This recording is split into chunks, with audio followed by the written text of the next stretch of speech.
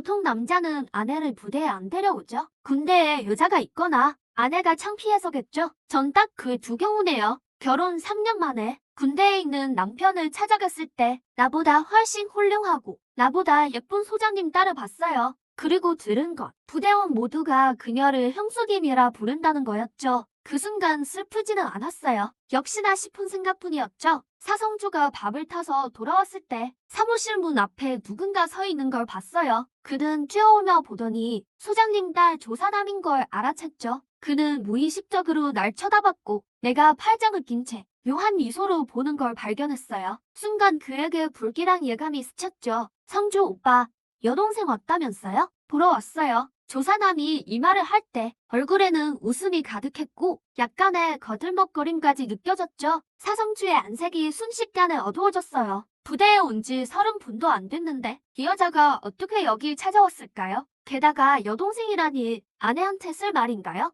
어차피 이혼하려 했지만 지금 조사담을 보고 오해하게 되면 이혼 결심만 더 굳어질 뿐이죠. 사성주 씨, 조사남 씨가 전우라던데요. 나중에 우리의 한 가족이 될 거라면서요. 부하들도 다 형수님이라 부른다죠? 난 방금 조사남이 한 말을 한자 한자 그대로 읊어줬어요. 그러고는 픽 웃으며 말했죠. 미래의 가족끼리 나가서 얘기하시죠. 여긴 좁아서 연애질이나 받아줄 곳이 아니거든요. 말을 끝내고 조사남과 사성주를 밖으로 밀어낸 뒤 문을 쾅 닫아버렸어요. 소파에 앉고 나서야 여기가 사성주의 사무실이라는 게 생각났죠. 나가야 할 사람은 다였는데 말이에요. 혀를 쏙 내밀고는 할 말은 다 했으니 됐다고 생각했어요. 집에 가서 통보나 기다리자고요. 막 일어서려는데 밖에서 고함 소리가 들리더니 곧바로 문이 벌컥 열렸어요. 열쇠 꾸러미를 든 그를 보며 눈썹을 치켜 세웠죠. 아무 말도 없자 내 설명을 들어보라더군요. 됐어요. 다 알아요. 난 손을 내저었어요. 그러자마자 배에서 꾸르륵 소리가 났죠. 요동치는 배를 문지르며 책상 위에 둔 도시락을 봤어요. 가방에서 지폐 한 장을 꺼내 책상 위에 탁 올려놓았죠. 밥값 냈어요. 당당하게 도시락을 열고 조금씩 먹기 시작했죠. 회귀를 확신한 순간부터 난 자신을 홀대하지 않기로 했어요. 다시는 서러운 일 겪지 않겠다고요. 대서북에 있던 그 해, 사흘 내내 굶는 건 예산일이었죠. 회귀한 지금도 음식에 대한 집착은 그대로예요. 탁자 위에 지폐를 본 사성주는 화가 머리 끝까지 난 모양이에요. 우리 부부야. 이렇게까지 따져야겠어? 그가 날 보는 걸 알았지만 볼 테면 보라고 하죠. 다른 것도 아닌데 말이에요. 밥을 다 먹고 뚜껑을 닫으며 말했어요. 사성주 씨, 내 이혼 통보는 확정이에요. 의문도 아니고 반문도 아니라고요. 쉴 새 없이 제잘거리는 내 입에서 이혼 소리만 계속 나오자 그가 성큼 다가와 순식간에 내 앞을 막아섰어요.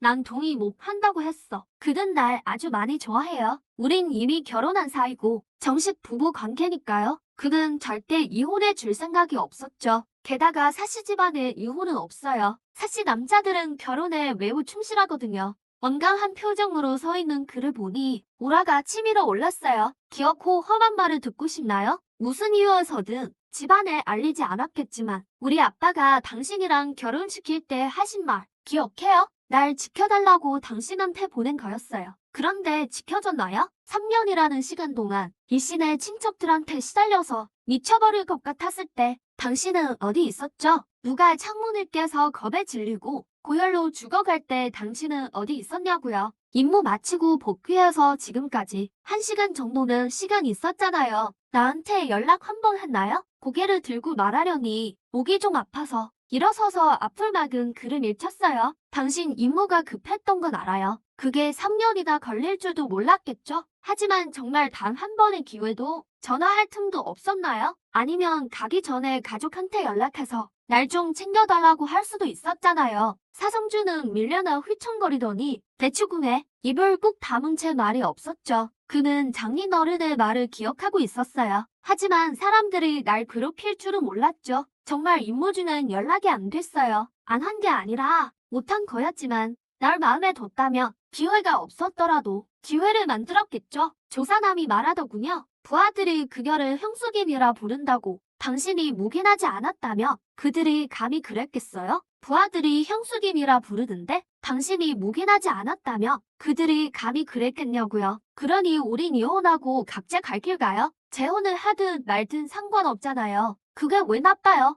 제가 하겠다는 말을 듣자마자 그는 생각할 겨를도 없이 날 안았어요. 말할수록 서러움이 복받쳤어요. 난 아직도 모르겠어요. 왜 전생에 그렇게 비참하게 살았는지. 다시 돌아온 후로 난 줄곧 침착함을 유지하며 한 번도 울지 않았는데 이번에는 참을 수가 없었죠. 눈물이 걷잡을 수 없이 흘렀어요. 눈물을 닦고 말을 이으려는데 그가 날 품에 꽉 안았죠. 임무 수행은 내 책임이야. 하지만 3년이나 걸릴 줄은 몰랐어. 가족에게 말 안 한 거. 임무 끝나고 널 집으로 데려가고 싶어서였어. 일부러 숨기려던 게 아니야. 대원들이 그런 말을 하는 건 못 들었어. 조사 남은 소장님 딸일 뿐이야. 나랑은 전혀 안 친해. 괴롭힘 당했다는 건. 사성주의 목소리가 떨리더니 미안해.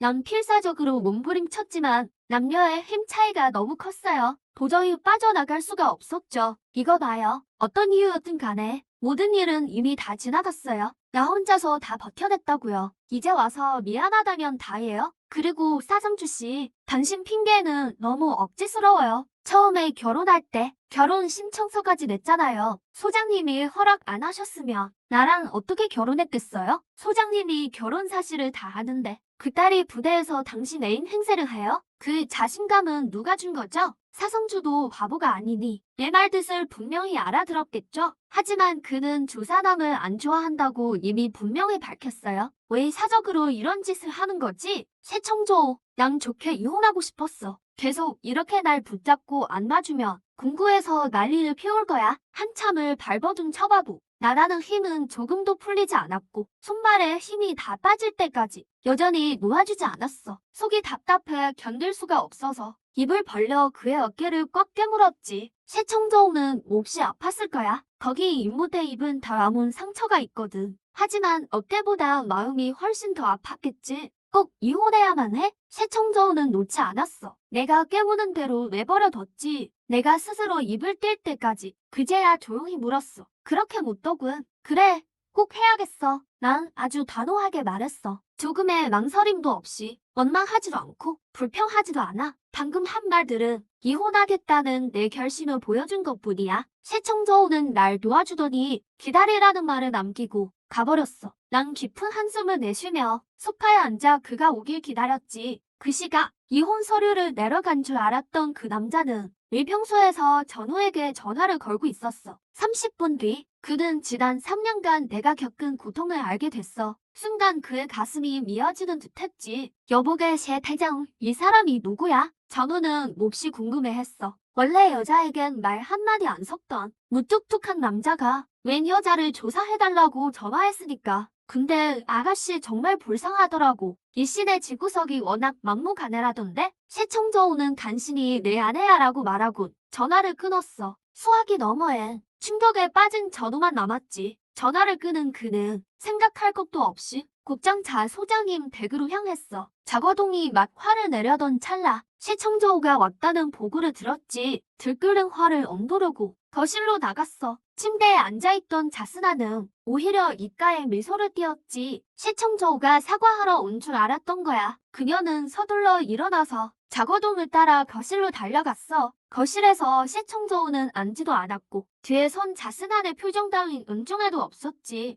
그는 단도직입적으로 말했어. 소장님, 제 결혼 보고서에 직접 도장 찍으셨잖습니까? 그런데 왜 따님이 제 아내 앞에서 헛소리를 하고 심지어 본인을 일련대 대원들이 형수라 부른다고 합니까? 당사자인 저 왜 모를까요? 자스난 동지와 그런 사이라는 걸 말입니다. 3년간 임무로 자리를 비운 사이 아내는 이혼하자 하고 아내 자리를 꿰찬 가자까지 생겼으니 그는 나에게 미안할 뿐 자스난에 대해서는 처음부터 거절이었어. 오만방자하고 유난스러운 그녀의 행동은 어느 한 구석도 그 눈에 차는 곳이 없었지. 게다가 그가 사랑하는 건 나였어. 태어나 처음으로 마음을 준 여자이자 평생을 함께하고 싶은 사람 오직 나뿐이었지. 내가 나타나지 않았다며 그는 결혼 생각조차 안 했을 거야. 결혼도 안 하려던 그가 자스난과 엮일 일이 뭐가 있겠어. 자거동의 안색이 몹시 나빠졌어. 정말 보기 흉할 정도로 말이야. 평생 잘 본 놈에게 이런 문책은 처음이었거든. 새청저우,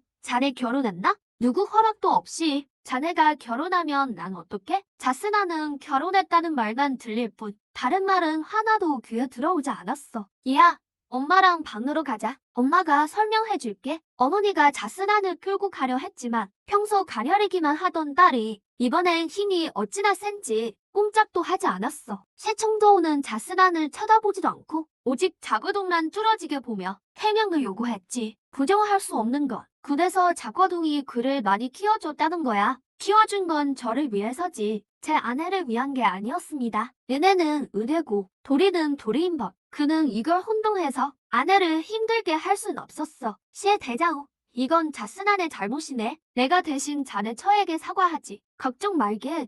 꼭 제대로 설명해 줄 테니 일단 돌아가 보게. 자고동의 목소리엔 피곤함이 묻어났어. 그는 미간을 짚었지. 평생 고개 숙인 적 없던 그가 이 늙은 나이에 젊은이에게 사과를 해야 하다니. 소장님, 제 업무는 오늘 오전부로 다 인계했습니다. 시청조원은 나를 마친 뒤 자거동에게 거수경례를 했어. 소장님, 건강하십시오. 자거동은 빈말을 할 사람이 아니니 자기가 부대를 떠나 있더라도 반드시 아내의 결백을 밝혀줄 거라 믿었지. 그는 뒤도 안 돌아보고 나갔어. 처음부터 끝까지 자스난에겐 시선 한 번 주지 않았지. 내 앞에 선 그를 보고 있자니 눈꺼풀이 파르르 떨렸어. 상황이 아주 묘하게 돌아가는 것 같았지. 여보, 나랑 같이 베이징으로 가야겠어. 그 한마디에 난 정신이 아득해졌어. 잠깐, 함부로 부르지 마. 이제 곧 남남이 될 텐데 베이징도 안 갈 거야. 누굴 데려가든 내 마음이지만 난 절대로 아니야. 난 서둘러 일어나 말했어. 이혼한 해주겠다는 거지? 그럼 내가 소장님을 찾아갈게. 하지만 두어 걸음 떼기도 전에 그가 전출됐다는 소리를 들었어. 이국 소장님은 더는 날 간섭 못해.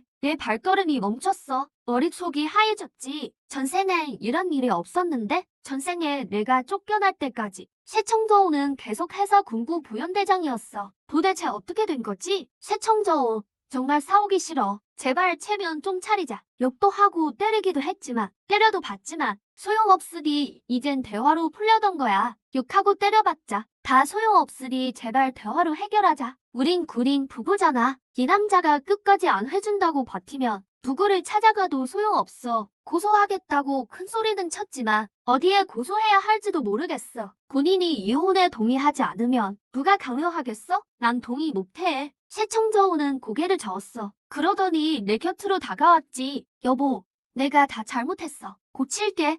정말이야. 하지만 이혼은 꿈도 꾸지 마. 내가 화를 내려는 찰나 그가 사랑한다고 말했어. 다른 사람은 없었어. 군인의 명예를 걸고 맹세할게. 당신 말고 딴 마음을 품었다면 내가 천벌을 받아도 좋아. 그 말을 들으니 가슴이 미어지는 것 같았어. 감동해서가 아니라 지난 생에 내가 너무 가여워서. 새청저우, 당신의 그 사랑이 적어도 짝사랑은 아니었다고 말해주네. 모르겠어. 이번 생은 왜 이리 바란 건지. 근데 난 정말 겁이 나. 지난 생에 서북 지방 생활은 고통뿐이었어. 다시는 그렇게 살고 싶지 않아. 하지만 이혼은 양보 못해. 이틀 시간 줄게. 필요한 건 다 협조할 테니까. 최대한 빨리 처리해줘. 나를 끝내고 그를 지나치려 했다. 빨리 하라는 내 말에 새청저우는 가슴이 철렁 내려앉았다. 내 손을 붙잡더니 나를 소파에 앉히고 가뒀다. 하이씨 집안을 떠나려는 거지? 어디로 가려고? 갑작스러운 그의 행동에 당황했다. 손에 든 도시락이 바닥에 떨어졌고 음식물이 사방에 흩어졌다. 내가 어디 가든 당신이랑 상관없어. 난 당신 남편이야. 내 말이 끝나자마자 새청저우가 낮게 포효하듯 말했다. 그는 꼭 해외성으로 부임해야 했다. 나를 보내주면 평생 룩 찾을 거라는 걸 알았다. 여보,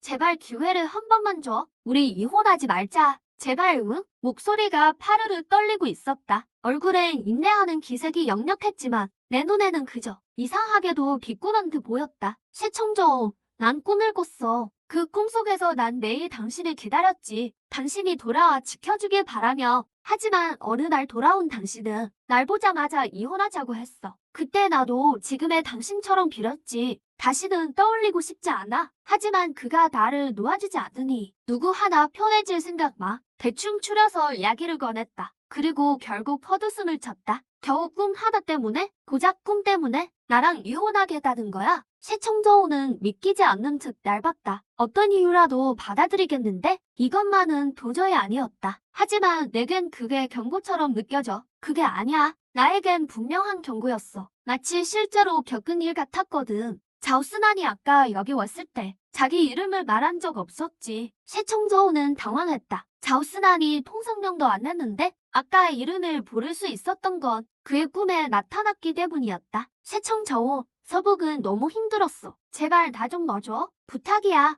사실 이혼 안 하고 버틸 수도 있어. 군인 결혼의 보호 아래 서북 지방으로 쫓겨날 리도 없지. 하지만 너는 그러고 싶지 않아. 이 결혼은 반드시 끝낼 거야. 지금 시청저우는 안 된다며 빌고 있다. 지난 생과는 모든 게 정반대였다. 하지만 내 고통은 진짜였어. 이혼하지 않는다면 지난 생에 나에게 너무 미안하니까. 군관사에는 단층집 8채와 복도식 아파트 2동. 4명이 안아야 할 큰 농나무가 있지. 자우스난의 집은 아파트에서 가장 가까운 줄에 있고 동쪽 끝 첫 번째 식당에 먼 아주머니, 군수가 이다리, 관사 수다쟁이 친할머니, 내가 한마디씩 뱉을 때마다 세청조우는 점점 더 긴장했다. 그녀는 군부대에 온 적이 없는데 이 모든 걸 안다는 건 분명 그 꿈에 나왔기 때문이리라. 그런데 꿈속에 그는 왜 이혼하려 했을까? 세청조우, 더 말해줄까? 말을 마치고 남자를 밀친 뒤 일어나 나가려 했다. 여보, 갈라진 남자의 목소리가 들렸다. 이내 다시 손목이 붙잡혔다. 여보, 그건 그냥 꿈일 뿐이잖아. 난 아무것도 몰라. 돌아와서 연락 못한 건 내가 다쳤기 때문이야. 당신 걱정시키기 싫어서 거의 다 아으면 가려고 했어. 게다가 전출 문제 때문에 인수인계할 시간이 필요해서 좀 늦어진 것뿐이야. 나는 대꾸하지 않았다. 등을 돌린 채 손을 빼려 했지만 남자는 아주 꽉 쥐고 있었다. 여보,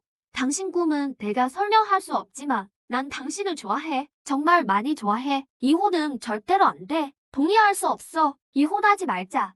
응? 빌게. 난 여전히 대답하지 않았다. 힘껏 배 손을 빼내고 뒤도 안 돌아보고 떠났다. 이번 생에 시청조우는 확실히 죄가 없을지도 모른다. 이혼할 생각도 없었겠지. 하지만 지난 생에 난 무고하지 않았나? 군 관사마당을 걷는다. 풀 한 포기에 나무 한 그루가 익숙하면서도 낯설게만 느껴졌다. 그 고통들이 진짜라면 난 정말 꿈을 꿨다고 믿었을지도 모른다. 이청청이 공부대 정문에 도착했을 때 눈앞에 누군가 서 있었다. 얼굴을 보지 않아도 이 익숙한 목소리만 들어도 상대가 자우스난인 걸 알 수 있었다. 지난 생의 자우스난, 이 여자가 내뱉는 말 한마디가 내 심장을 박히는 가시였다. 조용히 이곳을 떠나려 했지만 제 발로 찾아왔으니 복수를 시작해도 온망 마라. 이게 누구야? 형님 아니세요? 나한테 뭔 일이세요? 새청조 아내로 사는 비결이라도 알려주게? 팔짱을 낀 채 나보다 머리 하나는 작은 자우스난을 봤다. 눈빛에는 경련이 가득했다. 지난 생은 때린 타이밍이 안 좋아서 당하고만 살았지만 지금은 단속 기간도 아니니 내 마음대로 해줄 수 있다. 나랑 셰어 오빠가 진짜 소꿉친구야. 너는 남의 자리를 뺏은 천한열이고 내 아빠가 셰 오빠를 협박만 안 했어도 오빠가 너랑 결혼했겠어? 나는 눈썹을 치켜 올렸다. 내가 세청조 아내인 걸 금방 알았네. 역시 사령관 딸이라 그런가. 정보력이 참 대단해. 내 사령관 아버지가 집에서 사소한 것도 다 말하나 보네. 마침 오후 근무 시간이라 사람이 많지는 않았지만 10명 넘게 내 말을 듣고 멈춰섰다. 놀라서 다들 얼어붙었다. 헛소리 마. 우리 아빠는 사령관이야. 규율을 엄수하시는 분이라고. 자우스나는 내 말에 얼굴이 하얗게 질렸다. 그녀는 몰래 빠져나와 세청저우를 찾으려 했다. 이 여자를 만날 줄은 몰랐던 거다. 너희 아빠가 군부 사령관이라고? 정말 대단하시네. 나는 비꼬듯 손뼉을 쳤다. 어쩐지 군부대 정문을 막 드나들더라니. 역시 아빠 잘돈 덕분이었네. 자우스난뿐만 아니라 그녀를 들여보내준 초병도 얼굴이 사색이 되었다. 군사구역은 산보의 허가 없이는 외부인이 절대 들어갈 수 없다. 하지만 자우스나는 사령관 딸이었고 평소 아버지를 보러 자주 왔다. 그러다 보니 어느새 그냥 들여보내주는 게 습관이 된 거다. 이걸 내가 대수롭지 않게 말해버렸으니 절대 그냥 넘어갈 수 없는 일이 되었다. 초병의 기분 따윈데 알바 아니었다. 애초에 규정을 어긴 건 그들이니까 무슨 문제가 생기든 나와는 상관없는 일이다. 자우스나는 이런 추궁을 당해본 적 없었다. 한참 동안 어찌할 줄 몰라 했다. 어머, 말하고 바로 입을 막았어. 깜빡했어. 당신 아빠가 사령관님이지. 함부로 말하면 안 되는데. 자기 딸이 억울한 일을 당한 걸 알면 분명 나를 가만 안 두겠지. 대단한 비밀이라도 발견한 것처럼 겁먹은 척 연기를 하며 후회 가득한 자오스난의 얼굴을 보았다. 주변 사람들은 이 순간 귀머거리가 되고 싶어 했다. 속으로 셰청조우가 빨리 나타나길 기도했다. 날 많은 이 아내를 데려가 달라고. 일부러 그렇게 말한 거였다. 전생에 내가 자오스난을 때린 건 그녀가 늘 집으로 찾아와 애매모호한 말들을 늘어놓았기 때문이다. 결국 참다 못해 손이 나간 거였다. 이번 생은 몇몇 상황이 변하지만 딸 단속을 못해서 금구 안을 제 집처럼 드나들게 하고 셰청조 아내라고 자칭한 건 사실이니까. 그러니 지금 내 비난을 들어도 싸다. 미칭칭. 자오스난이 폭발했다. 손을 뻗어 나를 때리려 했다. 맞서서 때려주고 싶었지만 찰나의 순간에 억지로 손을 거두고 팔로 그녀의 뺨 때리기를 막았다. 찰싹 소리가 아주 컸고 팔이 너무 아팠다. 하지만 덕분에 반격할 기회를 잡았다. 아!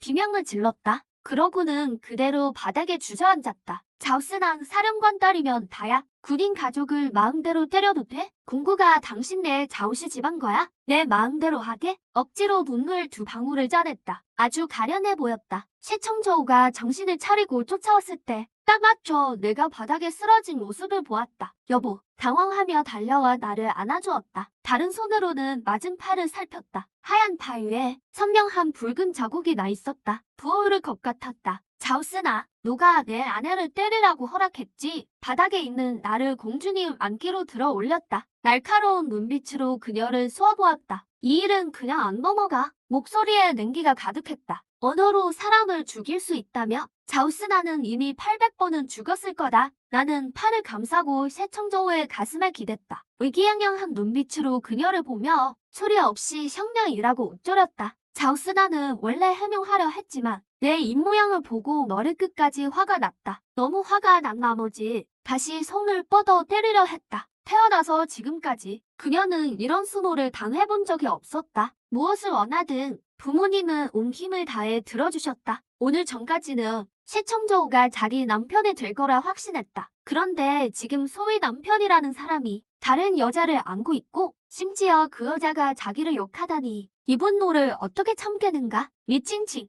넌 남자를 꼬시는 쌍년이야. 욕설을 내뱉더니 나를 향해 몸을 던졌다. 나를 셰청저우의 품에서 끌어내려 했다. 나는 셰청저우의 목을 꽉 껴안고 그의 품에 머리를 묶고 소리를 질렀다. 그런데 비명을 지른 건 나만이 아니었다. 자오스난도 있었다. 나와 자오스난. 조심스럽게 눈을 떠보니 방금까지 날뛰던 사람이 지금은 바닥에 엎어져 있었다. 완전 골쪽에 넘어졌네. 웃음이 터지려는 걸 억지로 참으며 전생의 슬픈 일들을 전부 떠올렸다. 겨우 웃음을 참을 수 있었다. 복수가 뭐 별거냐? 꼭 직접 때려야 복수인 건 아니다. 왜 속이 시원해야 진짜 복수지. 자오스난의 가슴에 비소를 꽂아줄 테다. 셰청저우를 좋아한다고? 그럼 보란듯이 닭살 돋게 굴어줘야지. 그녀가 미쳐 날뛰어야 내게 복수할 기회가 생긴다. 자오스난, 너 한 번만 더 함부로 굴면 누구 면전이든 가만 안 둬. 셰청저우는 발로 차버리고 싶었지만 머리가 희끗한 자옥과동을 생각해서 나를 안고 피할 뿐이었다. 나 셰청저우는 아내가 있다. 3년 전 임무를 나가기 전에 이미 혼인신고를 마쳤다. 자오스난,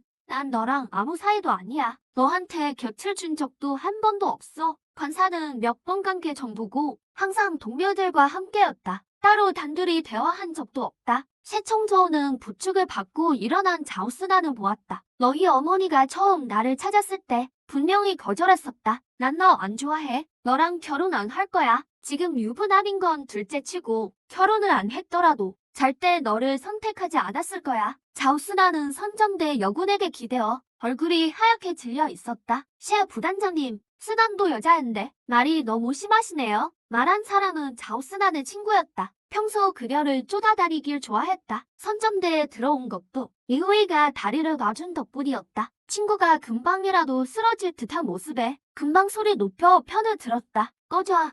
내가 상관할 바 아니야. 셰청저우가 낮게 소리치자 그 사람은 겁에 질려 입을 다물었다. 더는 말을 꺼내지 못했다. 나는 남자의 품에 숨어 있었지만 정신은 온통 밖을 향해 있었다. 표정이 일그러진 자오스난을 보니 속이 아주 후련했다. 나 좀 내려줘. 사람들이 점점 많아져. 안겨 있고 싶지 않아. 그의 품에서 벗어나려 버둥거렸다. 게다가 이용할 건 다 이용했으니까. 자오스난은 망신을 톡톡히 당했고 내 목적은 달성했다. 가만히 있어.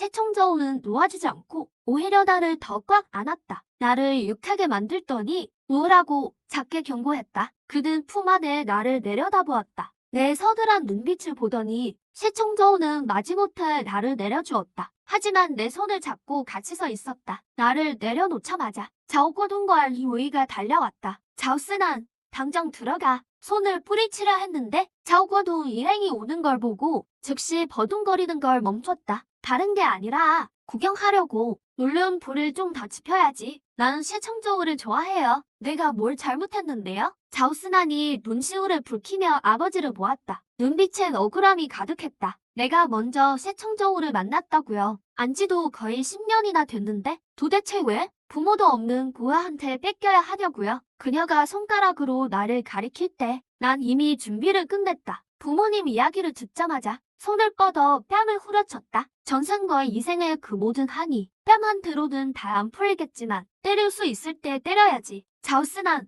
돌아가신 분들까지 들먹여? 너 진짜 가정교육 못 받았니? 나는 분노하며 가리켰다. 새청저우가 누굴 아내로 선택하든 그건 그의 마음이야. 자오 사령관 딸이면 다인 줄 알아? 셋시 가문 조상님들도 못 참을 일이죠. 내가 대체 뭔데 이래? 자오꼬둥과 리우이의 안색이 굳었습니다. 가정교육 못 받았단 말을 듣자 얼굴이 화끈거리는 듯했죠. 모두가 저 대신 긴장한 순간 자오꼬둥이 새청저우에게 사람 데리고 나가라고 할 때 모두가 감탄한 제가 입을 열었습니다. 자오스난, 난 궁구에 온 적 없는데 내 사정을 어떻게 그렇게 잘 알아? 부대에서 누군가를 조사하며 게시판에 공고라도 되는 건가요? 그래요? 사람들도 그제야 깨달았죠. 그녀가 왜 매를 벌었는지. 부모님이 안 계셨던 거군요. 순식간에 자오스난을 보는 시선이 달라졌고 몇몇은 자오거둥의 눈치를 살피며 이 상황을 어찌 넘길지 지켜봤죠. 리우이는 딸의 창백한 얼굴을 보고 참지 못하고 소리를 질렀습니다. 그게 또 제 욕할 기회가 됐죠. 당신은 또 누구야? 하이시 군고가 엉망인가 보네. 아무나 막 드나드는 곳인가요? 앞뒤 사정도 모르면서 뻔뻔한 형편을 들다니. 유부남을 넘보는 천학년으려. 사람들이 가만히 있으니까 뭐라고 자꾸 쥐거리는 거야? 당신이 제 엄마라도 돼? 리우이의 안색이 굳어버렸고 사방은 다시 고요해졌습니다. 새청저우, 아내 데리고 여기서 나가. 자오거둥은 체면을 완전히 구겼죠. 경비원에게 눈짓을 보내 자오스난을 끌고 가게 한 뒤 새청저우에게 낮게 말했습니다. 내가 왜 나가야 하죠? 나도 군인 가족이에요. 내 남편 찾겠다는데 안 되나요? 수석인 줄 모르는 척하면서 붉어진 눈으로 소리쳤습니다. 자오스난은 염치도 없이 동네방네 소문을 내며 새청저우 아내라고 떠벌리고 제 앞에서 도발까지 하면서 형님이라고 부르라잖아요. 눈물을 닦으며 말하는 제 모습은 억울함이 가득해 보였고 정말 안쓰러울 정도였죠. 그뿐만이 아니에요. 새청저우를 돌아보며 온 힘을 다해 뿌리쳤습니다. 이 군구는 대체 뭐 하는 곳이죠? 수석님을 만나야겠어요. 가서 꼭 물어볼 겁니다. 수석 딸이면 그렇게 대단하냐고. 남의 남편을 막 뺏어도 되냐고요. 난 엄연히 혼인 신고도 했어요. 그 수석이란 분께 물어보세요. 딸 교육을 어떻게 시켰길래 이런 뻔뻔하고 천박한 짓을 하게 되는지 말이에요. 새청저우는 마음이 너무 아팠죠. 그가 알던 저는 늘 얌전했는데 어떤 상황에서도 지금처럼 욕할 사람이 아니었으니까요. 지난 3년이라는 시간 동안 대체 어떤 삶을 살았길래 사람이 이렇게 변했나 싶었죠. 씁쓸함을 억누르며 와락 저를 품에 안았습니다. 아내라니 자오거둥은 당황했지만 반박할 기운조차 없었죠. 다행히 정의가 제대 도착해 구경꾼들을 흩어두었고 안 그랬으면 정말 단처할 뻔했죠. 자오스나는 경비원에게 입이 막힌 채 끌려갔고 유이도 집으로 돌아갔습니다. 수석과 정의, 우리 부부만 남았죠. 부단장, 회의실로 가서 얘기합시다. 정의도 무척 난처한 기색이었죠. 하지만 그게 그의 직책이라 어쩔 수 없이 나선 것이었습니다. 궁국 회의실, 자리에 앉자마자 정의에게 한마디 던졌고 세 남자는 깜짝 놀랐습니다. 자오스난을 군원 파괴로 신고할게요. 엄중한 처벌을 원합니다. 자오거둥은 의자 손잡이를 보이지 않게 꽉 쥐었습니다. 굳은 얼굴로 저를 보는데 눈빛이 아주 매서웠죠. 새청저우가 제 앞을 가로막으며 조금도 물러서지 않았습니다. 시의 부단장 아내분, 그러지 마시고 자오 동지도 이미 잘못을 비우치고 있습니다. 다시는 이런 일 없을 거예요. 정우는 식은땀을 흘리며 일단 저를 달래려 했었죠. 누구한테 잘못을 빌었는데요? 난 들은 적 없는데요. 의자에 깊숙이 기댄 채 피식 웃어 보였습니다. 정우님이라고 하셨죠? 제가 귀머거리로 보이세요? 아니면 구경하던 그 군인들이 모두 장님이라고 생각하시나요? 자우스나는 경비원과 리구이에게 끌려갔죠. 그때도 절 때리려고 발악하며 입에 담지 못할 욕을 하던데 잘못을 깨달았다고요? 제가 우스워 보이나요? 미친칭. 넌 날 알고 있군. 자오꺼둥이 확실하듯 물었죠. 속으로 비웃음이 났습니다. 모를 리가 있겠어요? 전생에 그 사람 때문에 서부까지 가서 죽었는데 말이죠. 하지만 그건 전생의 일. 이번 생엔 처음 보는 거니 당연히 노른 척 해야죠. 새청저 이분은 누구야? 어떻게 내 이름을 아는 거지? 궁구 보안이 왜 이래요? 아무나 내 이름을 다 부르네. 자오꺼둥은 안색이 부그락푸르락 했죠. 정내인은 제가 흥미로운 듯 딸이 쳐다보는 눈빛이 묘했죠. 아네, 이분은 자오수정님이야. 전 미간을 찌푸렸습니다. 그의 호칭이 마음에 들지 않았지만 지금은 따질 때가 아니니까요. 새청저우의 아내라는 신분을 끝까지 이용해야 했습니다. 자오수정님, 입을 가리며 깜짝 놀란 척 바라봤죠. 그럼 자오스난의 아버지신가요? 자오꺼둥은 차갑게 절봤죠. 누군지 뻔히 알면서도 모른 척 발뺌을 하니까 화도 못 내고 답답해했습니다. 수성님 인상을 보아하니 정말 정직하고 강직하신 분 같네요. 사심 따위는 없는 분 말이에요. 갑작스러운 칭찬에 세 남자 모두 당황했습니다. 새청저우조차 제 의도를 몰랐죠. 하지만 말하기 곁에 앉아 지켜봐 줬습니다. 수성님, 고소 안 할게요. 강직하시니 오늘 일 때문에 뒤에서 절 괴롭히진 않으시겠죠? 입에서 손을 떼고 황급히 손사래를 쳤습니다. 안심하세요.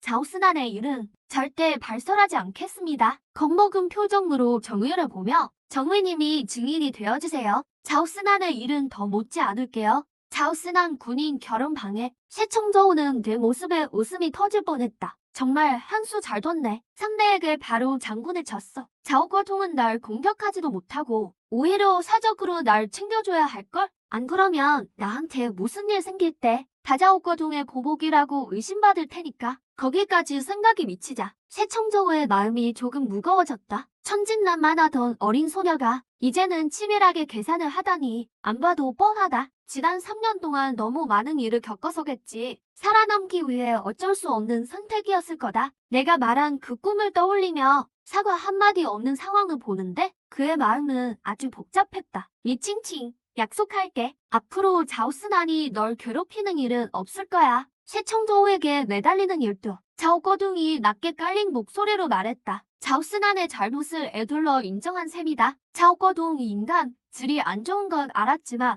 지위가 워낙 높은 사람이라 내가 어쩔 도리가 없었다. 하지만 오늘 일을 이렇게 벌여놨으니 자오수정 딸이 체면도 없이 군인 결혼을 망치려 했다는 소문이 퍼지겠지. 자오씨 감옥 망신은 다 시킨 거다. 분한 마음이 가득하지만 일단은 참는 수밖에 없다. 딜수를 생각해뒀으니 자오씨네는 이제 고생 좀 할 거다. 자오 수장님, 수장님이시니까 결정하신 대로 하시죠. 따님 교육은 잘 시키실 거라 믿어요. 나는 살짝 웃으며 말하고 자리에서 일어나 밖으로 향했다. 자오꺼둥은 내가 일부러 그런 걸 알 거다. 근데 그러면 어쩔 건데? 증거도 없고 난 떳떳한데? 불만 있으면 참아야지. 새청저우는 아내가 일어나는 걸 보고 따라 일어나 밖으로 나갔다. 시선은 계속 나만 쫓았고 자오꺼둥과 정치우원은 보지도 않았다. 두 걸음쯤 걸었을 때 자오꺼둥이 이름을 불렀다. 그는 돌아보지 않고 말을 마친 듯 성큼성큼 나갔다. 사무구역에서 나와서 굽이굽이 꺾어 들어가 관사 쪽으로 걸어갔다.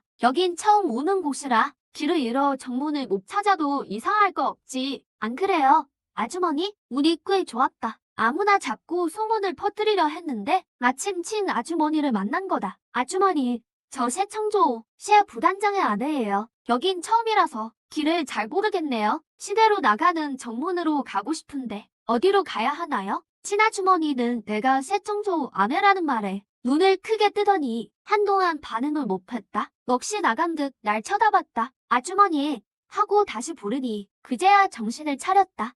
시의 부단장의 아내라고요? 아주머니는 내 질문에 답은 안 하고 궁금한 것부터 물었다. 네, 제가 아내예요. 결혼한 지 3년 됐거든요. 그러고는 긴장한 척 그를 쳐다봤다. 거짓말 아니에요. 진짜 그 사람 아니에요. 그이가 데려다 준댔는데 저 수장님이 할 말이 있다고 해서 저 먼저 나왔어요. 찐 아주머니는 깜짝 놀라며 침을 꿀꺽 삼키더니 정문 쪽을 가리켰다. 저쪽으로 쭉 가요. 왼쪽으로 꺾으면 정문이 보일 거예요. 나는 연신 감사 인사를 하며 가방에서 사탕 2알을 꺼내 건넸다. 고마워요. 아주머니, 정말 친절하시네요. 시청조가 찾아왔을 때 마침 내가 웃으며 사탕을 건네는 걸 봤다. 내 웃는 얼굴을 보니 3년 전 혼인신고를 할 때 자신을 보고 웃던 모습 같았다. 시 부단장은 아주머니의 시선을 따라 시청조가 이쪽으로 오는 걸 보게 됐다. 속으로 욕이 좀 나왔지만 아주머니 앞에서 티를 내진 않았다. 찐 아주머니, 시청조가 인사하더니 나를 보며 여보라고 불렀다. 우리 이제 가자. 여보라는 그 한마디가 방금 내가 한 말들을 확정 지어줬다. 두 사람이 떠난 뒤 친아주머니는 곧장 나무 아래로 달려갔다. 새로 들은 소식을 전하려고 말이다. 전에는 좌우수장 딸이 자주 와서 관사까지 찜해뒀다고 떠벌렸는데 시아 부단장이 임무 마치면 같이 살 거라더니 알고 보니 이미 결혼한 상태였고 부인이 정말 너무 예쁜 게 아닌가. 이목구비가 뚜렷하고 생김새가 아주 고왔다. 특히 그 두 눈이 새까맣고 반짝이는 게 보기만 해도 사랑스러웠다. 시청조를 따라 정문으로 가는데 지금 관사가 발칵 뒤집힌 줄은 꿈에도 몰랐다. 특히 저 신의 집은 자우스난이 방을 엉망으로 때려 부수며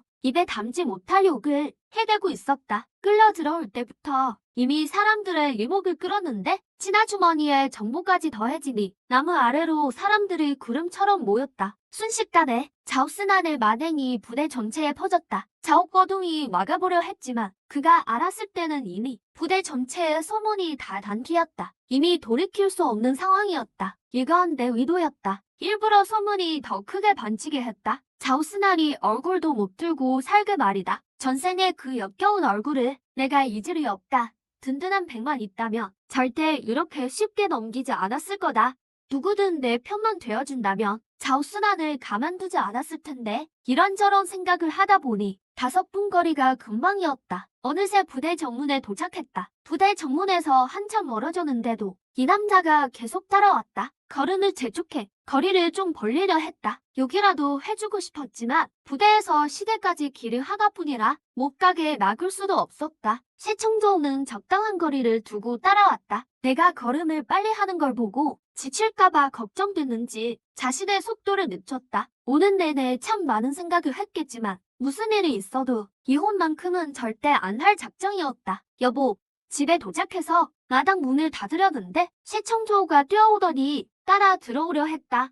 콱! 체면 따위 봐주지 않고 못 들은 척 문을 닫아버렸다. 그런데 몇 초 뒤 시청조 당장 나가. 이 시대 가족이 난리 칠까봐 담장까지 눕혀놨는데 이 남자가 왼손으로 담을 넘어오다니 군인이면 다야. 여보, 우리 얘기 좀 하자. 화가 머리 끝까지 치밀어 주변을 둘러보다가 구석에 빗자루를 들고 때리려 했다. 하지만 몇 걸음 못 가서 커다란 손이 허리를 휙 막아챘다. 떼쓰는 아이를 다루듯 발이 공중에 떴다. 때리려 해도 닿지 않고 발버둥 쳐봐도 소용없었다. 사람 살려, 도와주세요. 소리를 질렀지만 2번북이었고 그대로 거실로 끌려 들어갔다. 정신이 아득해진 뒤 투파 위로 툭 쓰러졌어. 사상주, 뭐 하려는 거야? 충혈된 눈으로 날 보는 남자. 내 얼굴엔 공포가 서렸어. 전생에 대서북에서 겁탈당할 뻔한 적이 있었지. 그놈도 이런 눈빛이었어. 내 옷을 찢으려 달려들었지. 다행히 간지 얼마 안 돼서 몸이 그렇게 약하지 않았어. 죽으림을 다해 그를 밀치고 도망쳤지만 그 일 때문에 남자를 꼬셨다는 누명을 썼어. 돼지우리에 사흘이나 갇혔지. 굶어 죽을 뻔했어. 지금 사성주의 모습을 보니 순식간에 얼굴이 창백하게 질렸어. 여보, 이혼은 절대 안 돼. 내가 잘못했어. 다 고칠게. 제발 이혼만은 하지 말아줘. 내 눈 속에 두려움을 보자. 사성주의 마음은 찢어질 듯했어. 짓눌리는 공포심. 사성주의 마음은 찢어질 듯했어. 날 붙잡던 손을 놓고 옆에 앉아 조심스레 빌었어. 난 멍하니 천장 조명만 봤어. 아무런 반응도 보이지 않았지. 사성주가 참지 못하고 다시 말을 걸려던 그때 대문이 거칠게 두들겨졌어. 곧이어 욕설이 터져나왔지.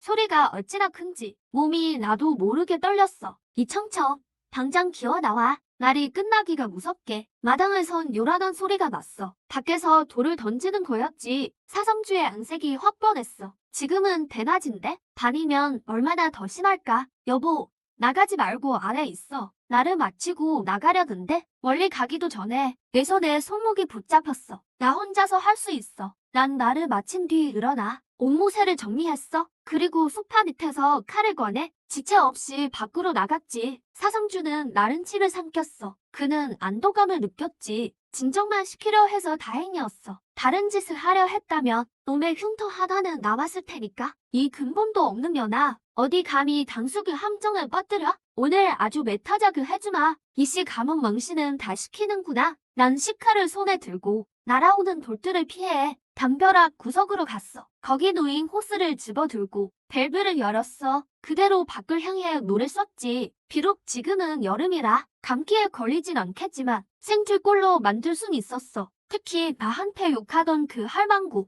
허리에 손 얹고 서 있을 텐데 입이나 좀 씻겨줘야겠어. 아, 청청아, 이못된 년, 내 부모랑 똑같이 너도 곱게 못 죽을 줄 알아? 밖은 물벼락에 아수라장이 됐어. 이리저리 피하면서도 입으로는 계속 욕을 퍼부었지. 난 미리 준비한 사다리에 올라 그들을 향해 마구 물을 뿜었어. 이 천한 년아, 시집가면 다인 줄 알아? 남편이 3년이나 아는 거 보면 분명히 버림받은 거야. 전화를 마치고 나온 사성주가 마침 그 말을 듣고 말았어. 그는 본능적으로 사다리 위에 손 날봤지만 내 얼굴엔 분노가 없었어. 여보, 내려와. 내가 할게. 사성주는 울컥함을 참고 밸브를 잠근 뒤 날 안아내렸어. 밸브를 잠근 뒤 날 안아내렸어. 물줄기가 끊기자 사람들은 다시 문을 두드려댔어. 난 아무 말도 하지 않고 그의 품에 안겨 들어갔지. 전생의 기억이 너무 생생해서 온몸에 신경이 곤두서 있었어. 내가 왔어?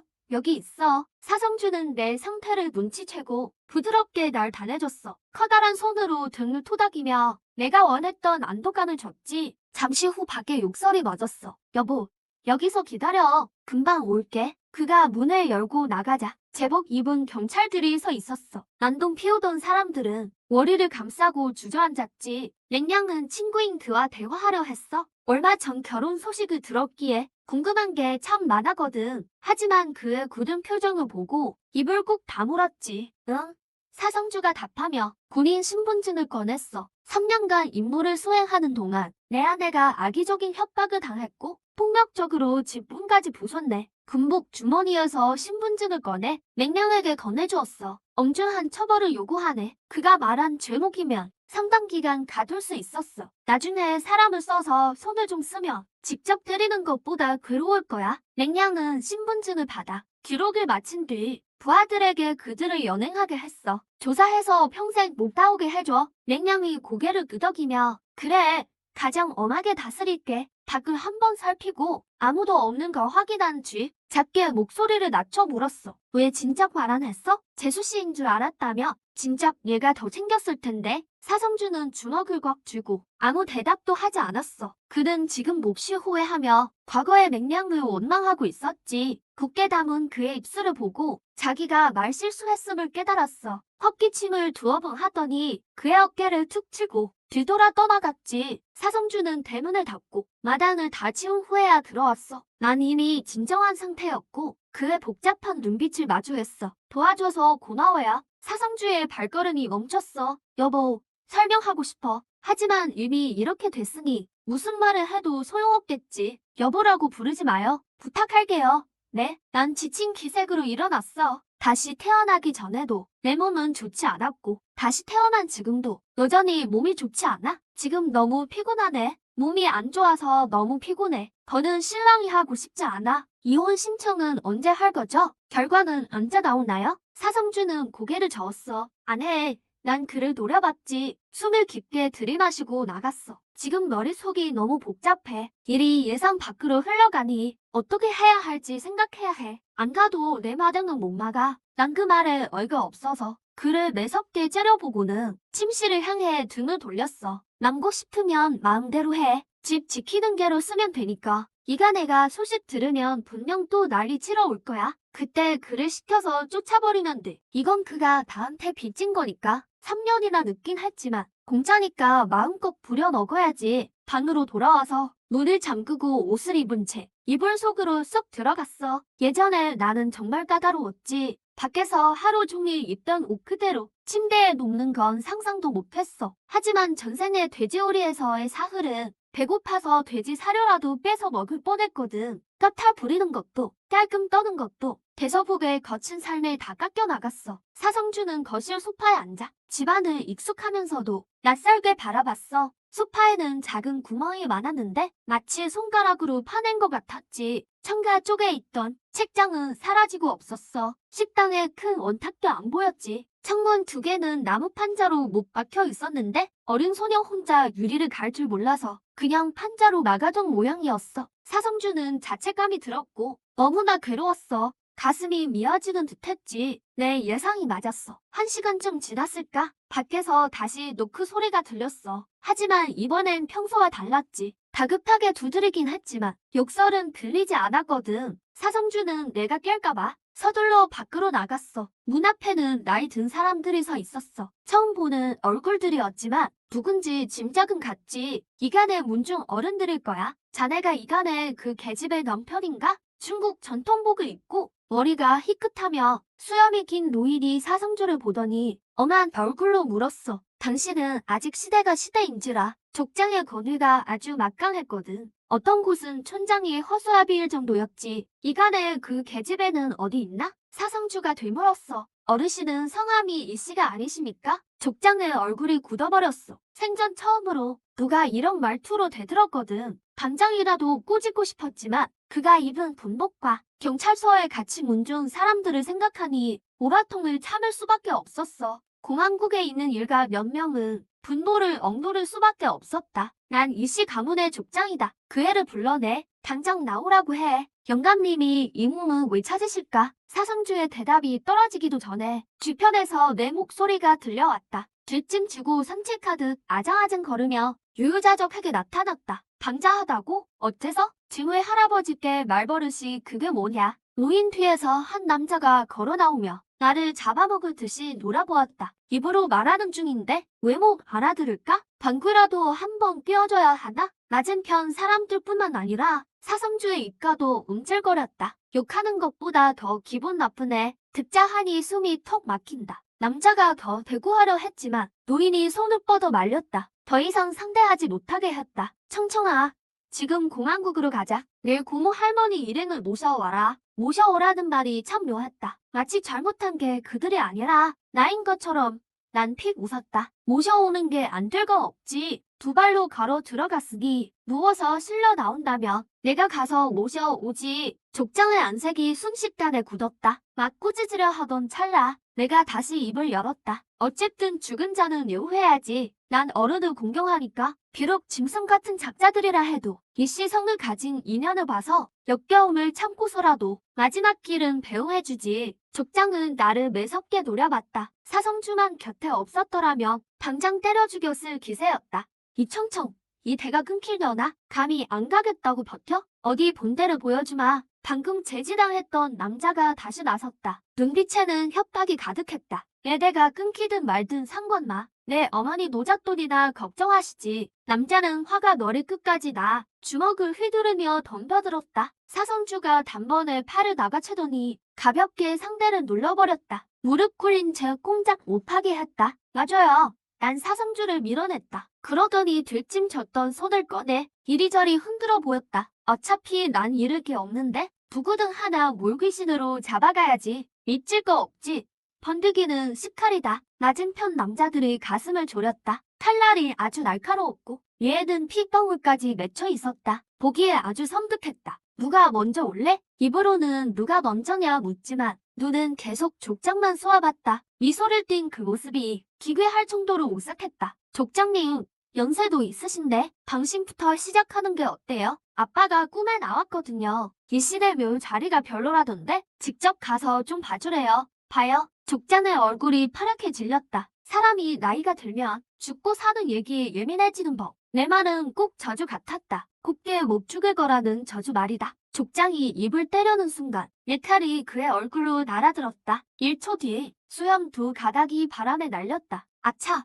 솜씨가 예전만 못하네. 다시 한 번 더 해야겠어. 몹시 아쉬운 표정으로 바닥에 떨어진 수염을 보더니 족장을 빤히 바라보며 말했다. 한마디만 더 해봐요. 이번엔 실수 안 할게요. 꼭 우리 아빠 만나게 해줄게. 말을 마친 뒤 남자들을 돌아봤다. 당신들도 서두르지 마. 한 명씩 차례대로 해줄게. 어차피 난 무서울 게 없거든. 확실히 만족시켜주지. 독종은 목숨 건 놈을 못 이긴다. 내 행동에 그들은 겁을 먹었다. 아무도 감히 소리 내지 못했다. 족장님, 어서 오세요. 준비됐어요. 칼을 다시 한번 흔들어 보였다. 성냥빛 아래에서 방금 목숨을 노렸던 칼이 번득였다. 특히 그 위에 핏방울이 흔들림에 따라 바닥에 뚝뚝 떨어졌다. 족장은 욕을 퍼붓고 싶었지만 입을 여는 순간 내 손이 다시 움직였다. 진짜 죽을까봐 겁에 질려 사람들을 데리고 서둘러 떠났다. 내가 미쳤다고 생각한 모양이다. 나보다 다른 사람을 찾는 게 낫지. 사성주는 계속 내 곁에 서서 이런 극단적인 방식으로 자신을 지키는 나를 보며 침묵했다. 멀어져 가는 사람들을 보며 눈빛이 차갑게 가라앉았다. 내 손에서 칼을 빼서 들더니 내 손을 잡고 안으로 들어갔다. 소파에 나를 앉히고는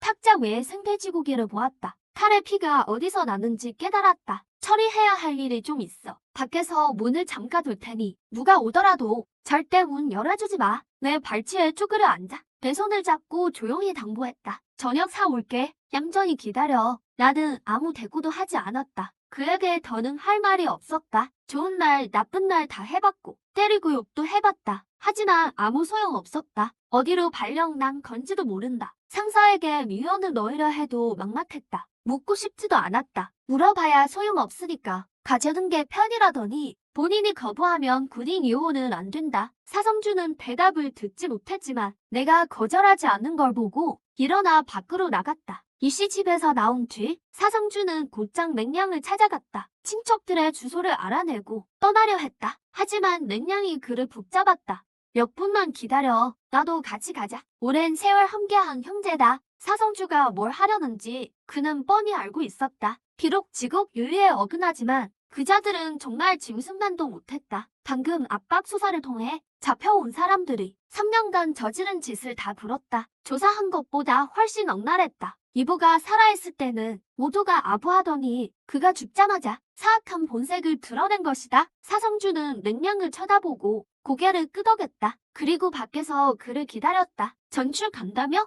맹냥은 옆에 앉은 남자를 보며 못내 아쉬워했다. 그도 한때 해군 부대원이었다. 하지만 임무 중 부상으로 제대 후 경찰이 되었다. 전호가 더 좋은 곳으로 가니 기쁘기도 했지만 앞으로 보긴 힘들 것이다.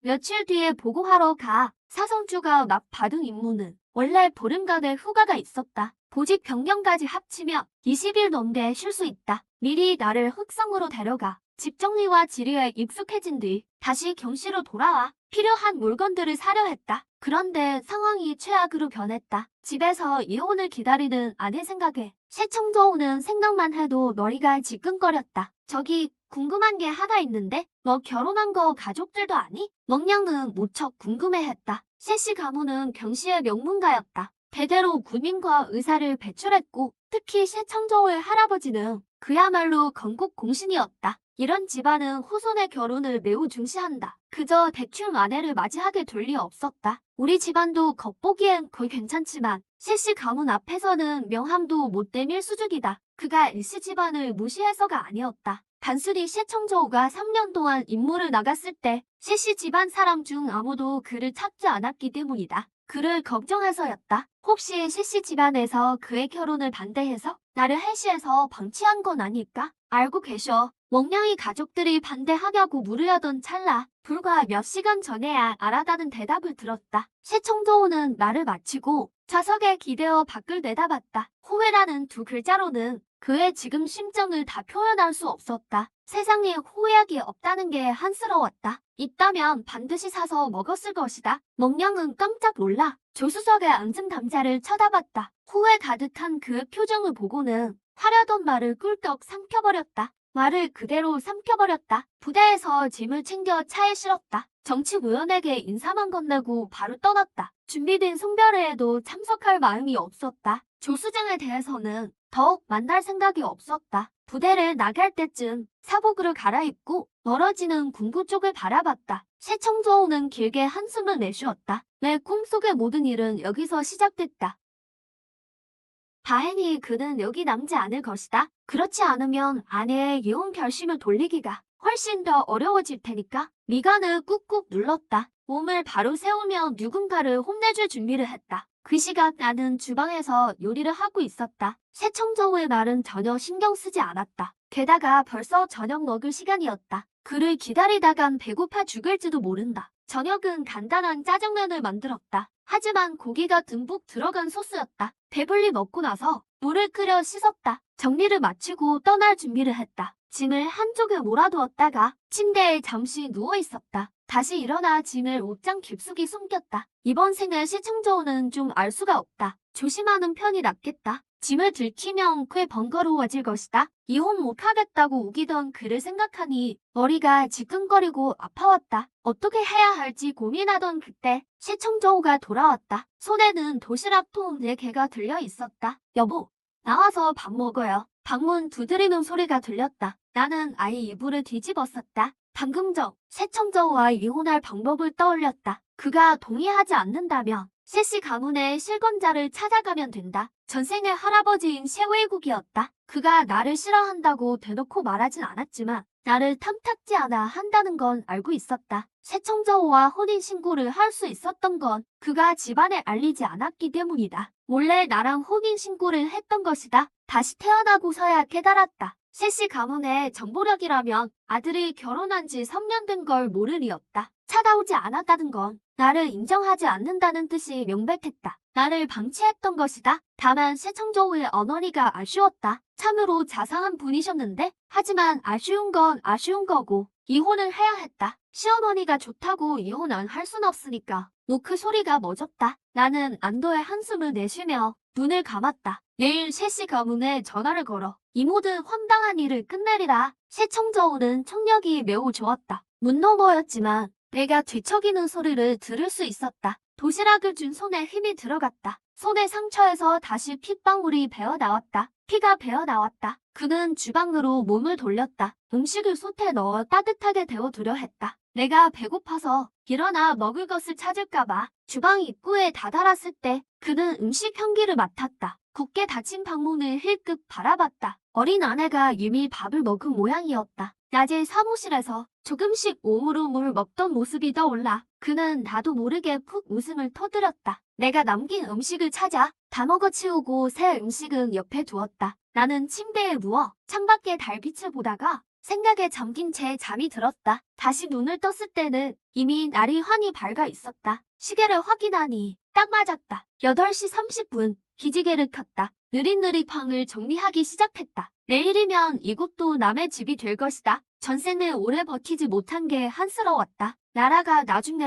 어떻게 변했는지도 모르고 그 무서운 소동이 끝나는지도 내가 다시 해시로 돌아갈 수 있을지도 모른다. 문을 열고 나갔다. 시청저우가 집을 치우고 있었다. 소파 위 각 잡힌 이불과 한쪽에 놓인 가방을 보니 눈꺼풀이 파르르 떨렸다. 여보, 일단 좀 앉아요. 밥 차려다 줄게요. 새청저우는 문소리를 듣고 고개를 들어보았다. 하얀 원피스를 입은 내가 방문 앞에 서 있었다. 그는 빗자루를 내려놓고 나를 맞추며 주방으로 향했다. 거절당할까봐 서두르는 것 같았다. 사실 나는 정말 거절했다. 이혼하기로 했으니 어떤 착각도 주어서는 안 된다. 기세등등하게 굴 때는 이용했지만 내게 그럴 힘이 없었기에 어제 그를 앞세워 이시지방 인간들을 처리한 것이었다. 하지만 사적인 선은 긋는 게 좋았다. 새청저우의 애처로운 시선을 뒤로 한 채 나는 주방으로 가서 불을 켜고 물을 올렸다. 계란찜을 해서 먹을 생각이었다. 간단하고 영양가도 높으며 시간도 제일 아낄 수 있었다. 여보,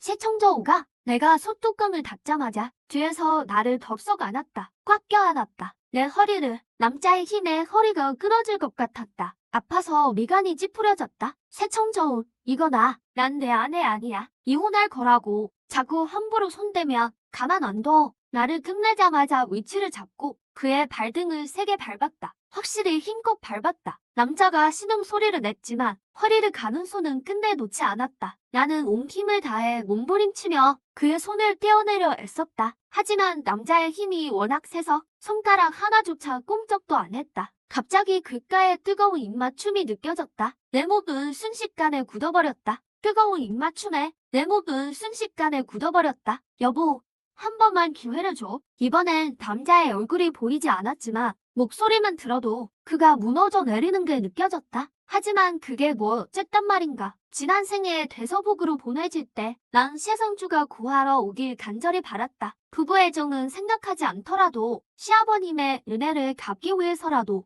날 꼭 구하러 올 줄 알았다. 하지만 그 뒤엔 어땠나? 난 죽을 때까지 그를 보지 못했다. 이건 내 마음속에 박힌 가시다. 평생 기억할 거다. 이번 생에 그가 무고하다 해도 난 마음속 가시를 뽑을 수 없다. 아무 일 없던 듯 살 수는 없다. 놓아줘요. 딱 이 네 글자가 세성주를 완전히 무너뜨렸다. 그의 힘이 조금 빠졌을 때 난 그의 소나귀에서 벗어났다. 초라해진 남자를 보며 쓸데없는 짓 말라고 하려다 결국 아무 말도 하지 않았다. 그대로 부엌을 나왔다. 이미 계획이 있었기에 말이 길면 의심할까봐 계획을 망칠까봐 걱정됐다. 조용히 떠나는 게 좋았다. 그는 계속 부엌에서 있었다. 밥 먹고 설거지 후 나갈 때까지 한마디도 하지 않았다. 먼저 관청으로 갔다. 준비한 편지와 딱 문서를 냈다. 나올 때 내 손에는 임시 표창장이 들려 있었다. 다행히 지금은 예전처럼 엄격하지 않았다. 친척 집으로 간다고 말하자 관촌 사람들은 묻지 않았다. 그저 애국심이 깊다며 조심히 가라고만 했다. 이 얇은 종이 한 장이 앞으로 내 목숨을 지켜줄 부적이다. 표창장을 잘 챙겨 넣고 일찌감치 우체국에 갔다. 수도,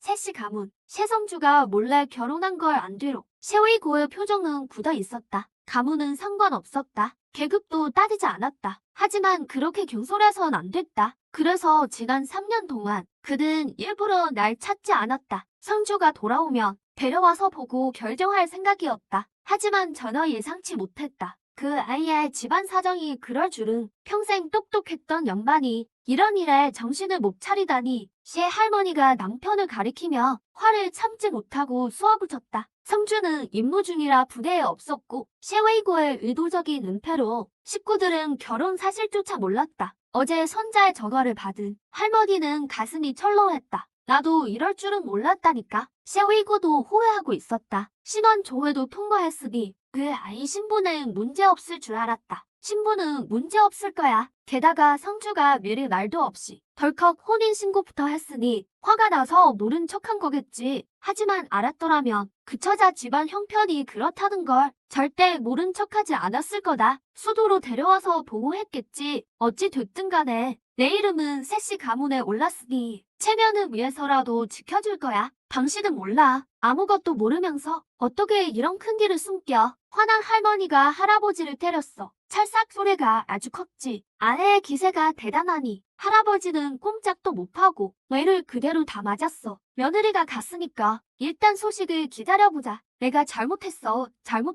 제발 화 좀 풀어. 할머니가 멈춘 걸 확인하고 할아버지는 얼른 달래기 시작했어. 헛소리 집어치워. 할머니는 옆에 앉은 그를 밀치고 2층으로 올라가려 했지. 막 일어서는 순간 집 전화가 울렸어. 전화 받아. 글 먹었어? 가만히 앉아있는 할아버지를 보며 화가 나 또 한 대 때렸지. 그러곤 직접 전화를 받았어. 여보세요. 숨을 들이마시고 최대한 차분하게 말하더군. 익숙한 목소리를 듣는 순간 과거로 돌아간 것 같았어. 이상한 기분을 억누르며 작은 목소리로 불렀지. 새할머니, 안녕하세요. 조수견은 목소리가 낯설었지만 할머니라 부르니 아는 사람 같았어. 아, 네, 안녕하세요. 나는 할 말을 이미 준비해뒀지. 빠르게 자기소개를 마치고 곧바로 이혼하고 싶다고 했어. 세씨 가문에 도움을 청했지. 조수견의 말이 끝나기도 전에 소화기에서 쭈소리만 났어. 전화가 끊기자 할아버지를 매섭게 노려봤지. 정말 죽이고 싶은 마음이었어. 청청아, 밖에서는 위세 당당한 사령관이 아내의 준충에 입도 못 댔어. 누군가에 대해 말했지만 더는 말을 잇지 못했지. 수화기 소리가 워낙 커서 그도 다 들었거든. 가냘프고 부드러운 목소리로 이혼하겠다고 말하는 걸 그 말투를 들어보니 진심이라는 걸 알 수 있었어. 수작을 부리는 게 아니라 겁을 주려는 것도 아니고 정말로 헤어지려는 거였지. 손자의 성격을 떠올리니 할아버지는 머리가 아팠어. 나 역시 그랬지.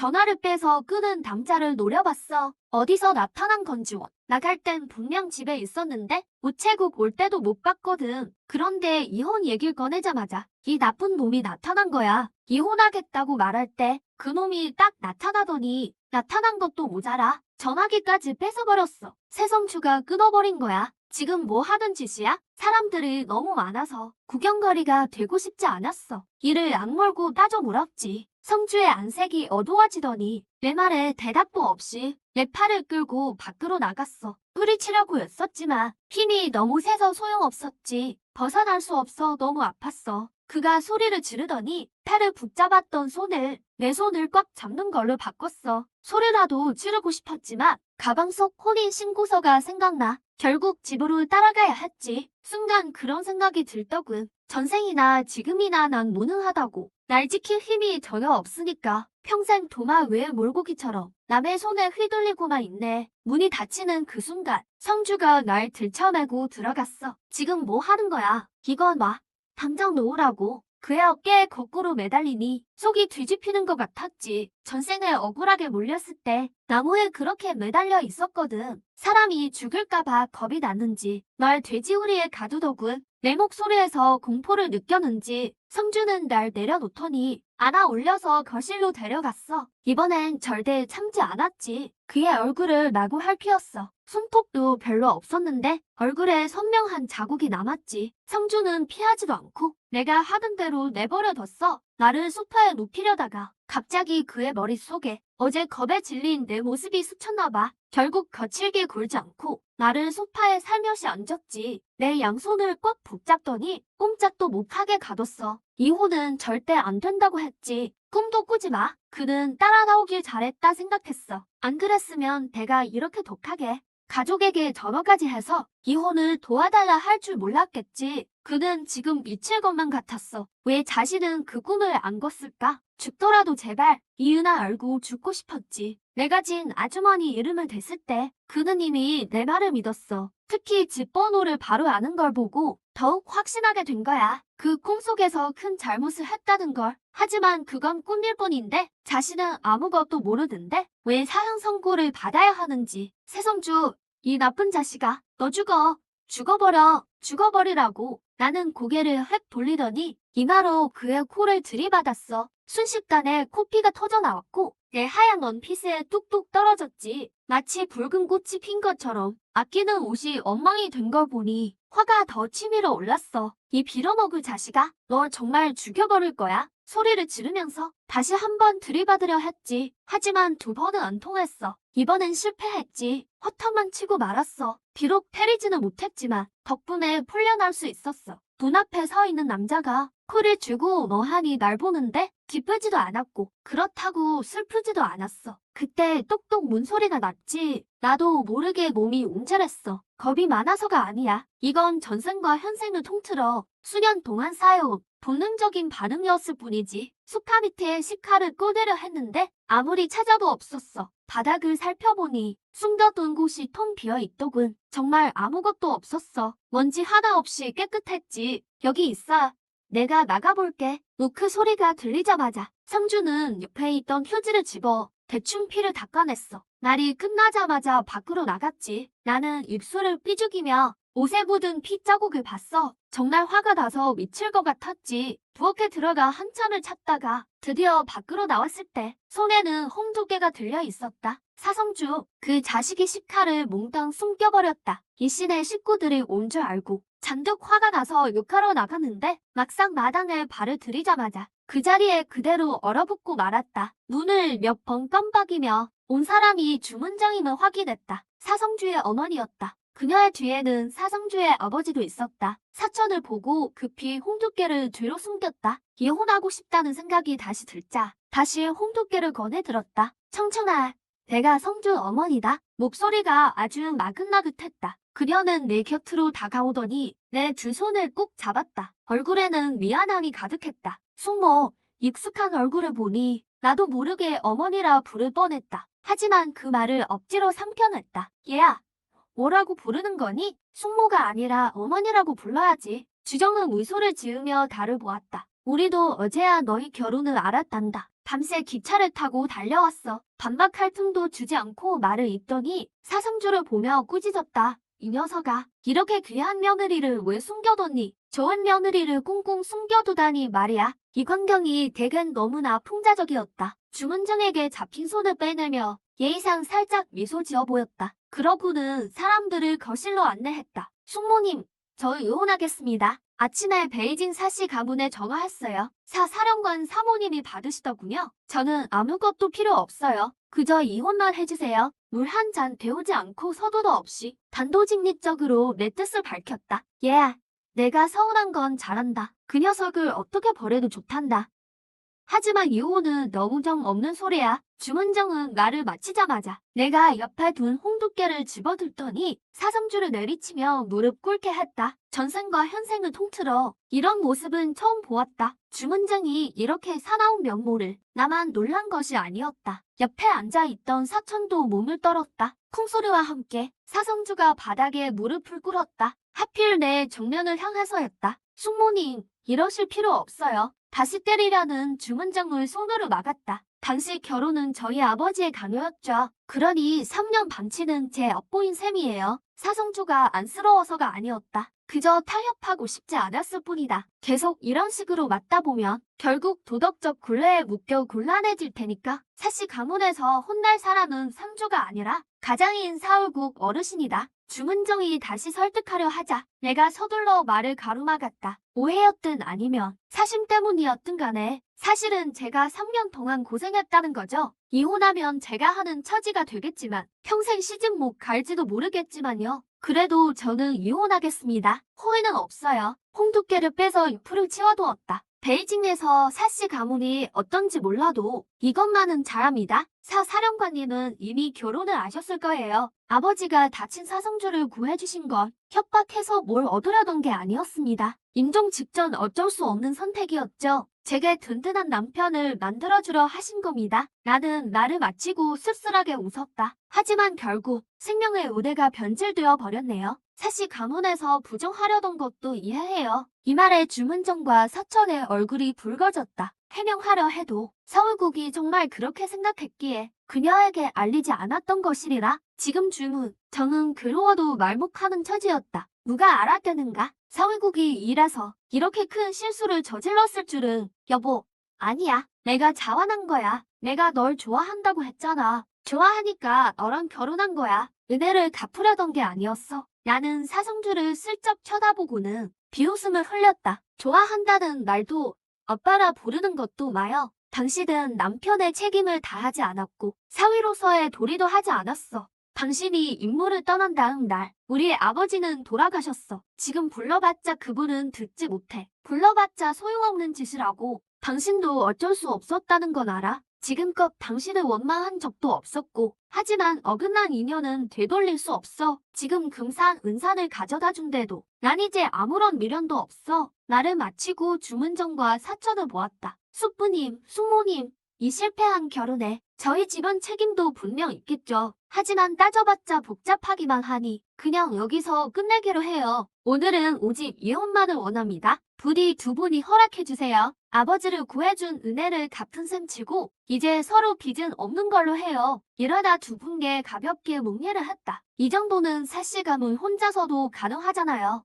무례를 범했습니다. 주문정은 숨을 깊이 들이마시더니 사천에게 사성주를 데리고 나가라 했다. 여보, 성주가 나가기 싫다는데요. 하지만 난 그를 쳐다보지도 않았다. 결국 성주는 사천의 손에 끌려 나갔다. 얘야, 정말 마음을 굳힌 거니? 정말로 이혼하려는 게야? 주문정은 내 손을 잡고 소파에 앉았다. 입으로는 그렇게 묻고 있었지만 그녀도 바보가 아니었다. 충분히 느낄 수 있었던 것이다. 이 아이가 이미 결심을 굳혔고 반드시 이혼하려 한다는 것을. 나의 단호한 표정을 보자 설득하려던 말이 입안에서 맴돌았다. 그 말을 꺼내야 할지 망설여졌다. 하지만 방금 전 아들의 간절한 눈빛 때문에 결국 다시 한번 설득해 보기로 했다. 청청아, 내 화는 충분히 이해한다. 사시 집안에 실망이 크겠지. 하지만 내 아들은 내가 잘한다. 본인이 원해서 하는 일이 아니라면 그 누구도 그를 굴복시킬 수 없어. 그녀는 가볍게 한숨을 쉬며 덧붙였다. 내가 서러웠던 것도 잘한다. 우리 사씨 집안이 잘못했어. 누구 때문이든 어떤 이유에서든 간에 사씨 사람들이 내게 죄를 지었어. 주문정이 말을 들으니 대강 상황이 짐작되었다. 사울국이라는 사람은 과연 내가 본 그대로였다. 그의 심정은 이해할 수 있었지만 결코 동의할 수는 없었다. 아무런 대답도 하지 않은 채 고개를 숙이고 그녀의 말을 들었다. 내가 보기에는 일이 이 지경이 된 것은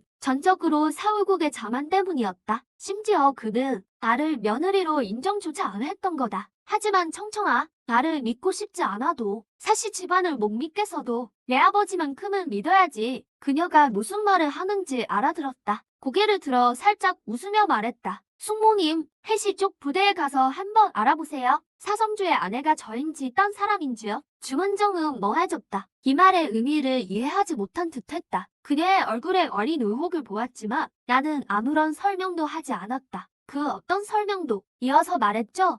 어머님, 수도에서 이 먼 곳까지 오셔서 하이시까지 와주시고 저희 결혼 일로 마음 써주셔서 감사합니다. 하지만 전 마음을 정했어요. 더 하실 말씀은 없으실 거예요. 서로 마음을 잘 아니까요. 말을 마친 뒤 살짝 웃으며 내일 일찍 기차로 떠날 거예요. 제 시가문의 힘이라면 절 자유롭게 해주시리라 믿어요. 저 원팅은 깜짝 놀랐습니다. 생각지도 못했거든요. 이 아가씨의 결심이 이리도 단단할 줄은. 이미 이곳을 떠나기로 하고 다시는 돌아오지 않겠다니요. 칭칭. 이 아주머니에게 말해주렴. 어디로 갈 생각인지 말이야. 시청자에게 듣기로는 부모님도 이리 돌아가셨고 친척들도 괴롭히기만 한다던데. 그런데 이곳을 떠나겠다니 걱정과 의구심이 앞섰습니다. 세상이 평온해 보여도 이렇게 큰 아가씨가 지켜주는 사람도 없이 가면 무슨 험한 일을 당할지 모르니까요. 어머님, 세상은 넓은데 어디든 살 곳이 없겠어요? 행선지는 아무에게도 안 알릴래요? 그가 순순히 이혼해준다면 말했을지도 모르지만 지금은 그러고 싶지 않아요. 그 사람 성격이라면 해이성까지 저를 쫓아올 거예요. 그러면 또 끝없는 집착이겠죠? 전 그런 삶은 싫어요. 그녀는 제 진심을 알게 됐죠. 마침내 한숨을 내쉬며 얘야, 내 뜻이 전 그렇다면 얘 아주머니가 꼭 도와주마. 제 머리를 부드럽게 쓰다듬으며 이혼하더라도 우리 세 가문은 언제까지나 내 편이 되어주마. 무슨 일이 생기거든 언제든 아주머니에게 연락하라. 우리가 내게 진 빚이고 내가 한 약속이다. 언제 어디서든 무슨 일이 생기든 온 힘을 다해 널 돕겠다. 전 거절하지 않고 고개를 끄덕였죠. 나름의 준비는 다 마쳤지만 스스로를 지키기 버거운 날이 오면 꼭 도움을 요청할 생각이었거든요. 마당에 시청자 오는 창가에서 대화하는 두 사람을 지켜봤죠. 불길한 예감은 점점 커졌습니다. 아들아, 이제 그만 가자. 저 원팅이 마당으로 나와 기대에 찬 아들에게 간식이 한마디를 건넸습니다. 엄마, 그가 낮게 외치더니 곧장 집 안으로 뛰어 들어갔죠. 단숨에 2층으로 올라가 제 방 문 앞에 섰습니다. 여보, 제발 문 좀 열어봐. 애처로운 목소리로 계속해서 절 불렀지만 아무런 대답도 들리지 않았죠. 전 뒤를 종이로 틀어막고 이불을 머리끝까지 뒤집어 쓴 채 누워버렸습니다. 완전히 차단되지는 않았지만 무슨 말인지는 알 수 없었죠.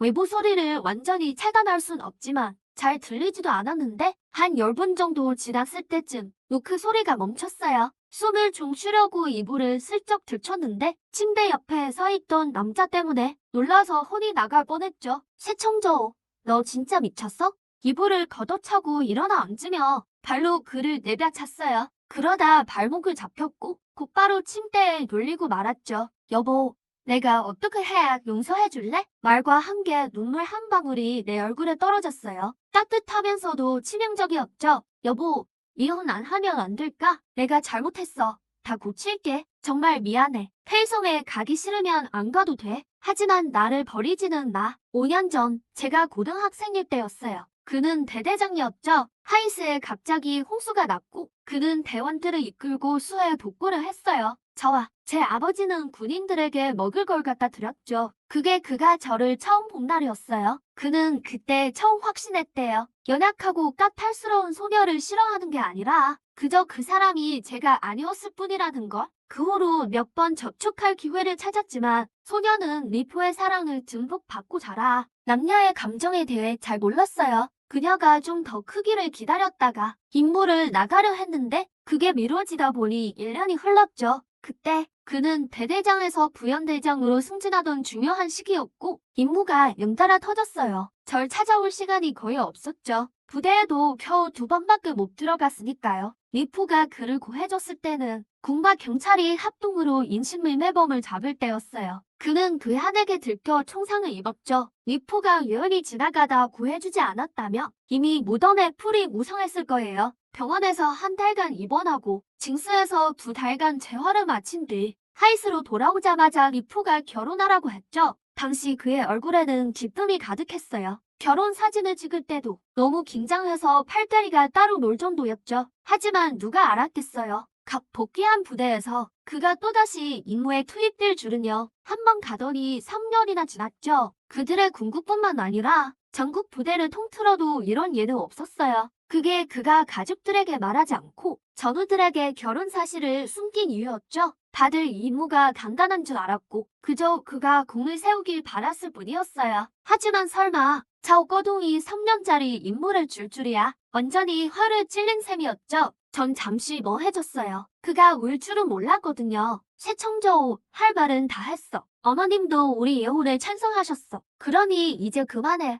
알았어? 버둥대려 포기하고 눈이 벌게진 남자를 바라보며 마음속이 점점 더 답답해졌어요. 말하고 보니 참 아이러니하네요. 전생에 제가 이혼하기 싫다고 했을 때 시청저우가 느꼈을 기분을 이제 알 것 같거든요. 난 억지 부리는 게 아니야. 꿈 하나 때문에 이러는 건 나한테 너무 불공평해. 불공평하다고. 시청저우는 미치기 일보 직전이었죠. 어린 아내가 뜬금없이 꿈을 꿨다며 이혼하자고 하니까요. 게다가 더 미칠 노릇인 거. 그 꿈을 나만 꿨다는 거예요. 꿈속의 일들이 너무나 비현실적인데도 심지어 공부의 일들까지 제가 너무나 잘 알고 있었죠. 그는 어젯밤 억지로 잠을 청하며 하느님 대 자신도 꿈을 꾸게 해달라고 빌었대요. 하지만 몇 번을 깨어나도 꿈은 나타나지 않았죠. 여보, 꿈 때문에 이혼하는 게 불공평하다고 했지? 내가 어제 말했잖아. 우리 부모님은 돌아가셨지만 당신 부모님과 할머니는 살아계신다고. 어머님이랑 할머니가 무능해서 몰랐다 쳐. 할아버님이랑 아버님도 모르셨을까? 징스의 사령관님이라면 모르는 게 없는 대단한 분 아니야? 그런데 손주며느리가 고생하는 걸 3년 동안 모른 척 방치해? 이게 당신네 셰시 집안 사람들이 한 짓이야. 당신도 당신 할아버지도 미워. 셰시 집안 사람들 다 증오해. 마지막 말을 내뱉을 때 목소리가 낮게 떨렸어요. 얼굴에는 분노가 가득했죠. 그런데도 내가 이혼하려는 게 잘못이야? 시청조도 이런 가능성을 생각하긴 했지만 자신의 이기심으로 넌둘러 왔었죠. 이제 제 입에서 그 말을 듣고 나니 모든 게 결정된 기분이었을 거예요. 눈을 감고 한참을 가라앉히더니 다시 눈을 떴을 때는 슬픔이나 넌둘림 같은 건 사라져 있었죠. 침대 옆에 일어서서 고개를 숙인 채 미안하다고 한마디 하더니 뒤도 돌아보지 않고 떠났어요. 그의 뒷모습을 보며 제 마음 한구석이 아릿해졌어요. 사실 당신을 미워한 적은 없어. 원망한 적도 정말 없고 아버지는 어릴 때부터 자기가 하기 싫은 건 남에게도 시키지 말라고 하셨죠. 하지만 이해가 안 가요. 명색이 생명의 은인의 딸인데 마음에 안 들더라도 부모를 잃은 제 처지를 봐서라도 챙겨줬어야 하는 거 아닌가요? 하이스에 셰시 집안 사람이 한 명이라도 왔었다면 제 전생이 그렇게 비참하진 않았을 거예요. 그래도 셰오이구의 마음은 이해해요. 은혜를 갚긴 해야겠는데 위씨 집안 의도가 불순하다고 생각했겠죠. 비록 마음속에 증오는 없어도 방금 했던 그 모진 말들을 후회하지는 않아요. 이혼만 할 수 있다면 무슨 말이든 다 할 수 있으니까요. 앞으로의 삶이 어떨지는 모르겠지만 이혼은 전생에 나에게 주는 마지막 배려예요. 게다가 내일이면 우린 남남이 될 테니 말하고 안 하고는 중요하지 않죠. 마음을 가다듬고 문이 닫혔어요. 일어나서 짐을 챙기기 시작했죠. 사실 기차표는 모레 아침 거예요. 저 온 팅에겐 내일이라고 말했죠. 더 이상 여기고 싶지 않았거든요. 거실 소파에 내려가 앉으니 부모님이 살아계실 장면들이 떠올랐어요. 정말 즐겁고 행복했는데 결국 제가 무능해서 인생을 이토록 비참하게 만들었네요. 저원팅은 시청조가 들어올 때 그를 막으려 했지만 결국 거절당하게 내버려뒀어요. 남편으로서 아무리 피치 못할 사정이 있어도 꽃같은 아내를 집에 홀로 두고 3년이나 비우다니요. 물론 시위구의 책임이 가장 크긴 하지만요. 소녀가 셰시 집안을 밀어내는 건 당연해요. 한숨을 내쉬며 시텐을 데리고 근처 이웃집으로 갔어요. 지난 3년간의 일을 알아보기 위해서였죠. 시청조는 제가 고생을 많이 했다고만 했지 구체적인 상황은 말하지 않았거든요. 이제 증수해서 여기까지 왔으니 제가 계속 며느리로 남든 아니든 간에 어떤 상황이었는지는 확실히 알아야 했죠. 이건 시어이고가 저지른 잘못이고 그녀는 며느리로서 귤수습을 해야 했으니까요. 비록 지금 수습하는 게 의미는 없겠지만 최소한의 예의는 지켜야 하니까요. 적어도 나중에 소녀가 다른 곳으로 시집갈 때 이런 일로 무시당하게 하고 싶지 않았죠. 그렇게 착하고 여린 아이가 자신의 며느리가 되지 못한다는 생각에 저원팅은 시텐을 견눈질하며 채려봤어요. 자기 아들 결혼한 것도 모르는 듯이 작게 욕설을 내뱉었다. 상관없어. 안색이 좋지 않은 남자가 이웃집 문을 두드렸다. 10분 뒤 저원팅은 얼굴을 붉히며 이웃집에서 나왔다. 더 이상 이 시대를 가지 않았다. 나에 대한 죄책감이 더 짙어졌기 때문이다. 이 시대 집 대문에 도착하자마자 시청저우가 고개를 숙인 채 걸어 나왔다. 엄마, 근처 여관에 먼저 가 계세요. 나중에 제가 거기로 갈게요. 부모님이 대답할 틈도 주지 않고 그는 골목 입구를 향해 뛰어갔다. 시청저우는 동사무소로 달려가 군관증을 제시하고 내 소개증을 확인했다. 두 번에 적힌 목적지를 확인하자 어둡던 얼굴에 미소가 번졌다. 그는 흑룡강성으로 가야 한다. 아내도 흑룡강성으로 가니까 둘의 인연은 아직 끝나지 않은 것이다. 이혼을 고집하던 내 모습이 떠오르자 얼굴의 미소는 다시 사라졌다. 직원은 웃다가 다시 정색하는 새청저우의 모습에 옆에서 숨죽이고 서 있었다. 수고하셨습니다. 감사합니다. 새청저우는 부본을 직원에게 돌려주고 인사를 한 뒤 그곳을 떠났다. 내 행방이 들킨 줄도 모르고 나는 집에서 밀가루 반죽을 하고 있었다. 반죽이 붙으면 만두를 쪄서 기차에서 먹을 거다. 정리를 다 마친 뒤 소파에 앉아 구석에 있는 초록색 가방 2개를 보니 미간이 찌푸려졌다. 고개를 돌려 못 본 척했다. 어차피 그가 찾으러 올 테니까 그때 전부 사람이 돌려줄 것이다. 한편 셰시네 집에서는 새할머니가 저원팅의 전화를 받았다. 지난 3년간 나의 처지를 알게 된 할머니는 곁에 있던 찻잔을 들어 시위고에게 집어던졌다. 칭크랑 소리와 함께 찻잔이 바닥에 떨어졌고 시위고의 옷도 찬물에 젖었다. 내 놈이 저지른 집 좀 보거라. 새할머니는 버럭 화를 내며 가슴을 부여잡고 거칠게 숨을 몰아쉬었다. 시위고는 젖은 옷은 신경도 못 쓰고 서둘러 어머니의 등을 두드려 들었다. 그도 저원팅의 말을 들었기에 이제와 후회해도 소용없었다. 가족의 원망을 묵묵히 견딜 뿐이었다. 내일 엄마가 돈을 보내주마. 어찌됐든 전부 우리 셋신의 잘못이다. 이혼을 하더라도 아이가 서운하게 해서는 안 된다. 새할머니는 시위고를 밀쳐내고 전화기 넘어 저원팅에게 말했다. 어머니, 그 아이가 내일 기차로 떠난대요. 이혼 문제는 가문에서 나서서 처리하죠. 저원팅도 어찌할 바를 몰랐다. 할머니의 말이 그녀를 일깨웠다. 마침 통장을 가지고 있었으니 지금 가서 인출하면 늦지 않을 터였다. 서둘러 전화를 끊고 시텐과 우체국에 가서 청의아를 찾았다. 나는 씻고 싶었지만 시청조우가 갑자기 나타날까봐 움직이지 않고 버텼다. 문 두드리는 소리가 들리자 그가 기세등등하게 온 줄 알고 가방 2개를 들고 문을 열었다. 그런데 문 앞엔 시텐 부부가 있었다. 숙모님, 잘 오셨어요. 이건 새청조의 짐입니다. 대문 밖에 둘 테니 챙겨가세요. 무례를 용서해 주시기 바랍니다. 두 분을 안으로 모시기는 어렵겠네요. 말을 끝내고 저원팅이 대답하기도 전에 문을 닫으려 했다. 그녀가 손을 뻗어 나를 막아 세웠다. 2가지만 말하나. 저원팅은 손을 떼고 주머니에서 두툼한 봉투를 꺼냈다. 에게 건네며 떠난다는 소리를 들었다고 했다. 이건 내 성이란다. 혼자 타지에서 몸조심하거라. 봉투를 슬쩍 보니 대략 1,000몇 정도 돼 보였다. 숙모님, 이유 없는 돈은 받을 수 없어요. 마음만 감사히 받겠습니다. 하지만 이러실 필요 없어요. 칭칭. 저원팅이 다시 설득하려 했다. 그녀의 의도를 눈치챈 나는 얼른 나를 가로챘다. 숙모님, 시간이 늦었습니다. 숙부님과 어서 돌아가시세요. 말이 끝나기가 무섭게 문이 닫혔다.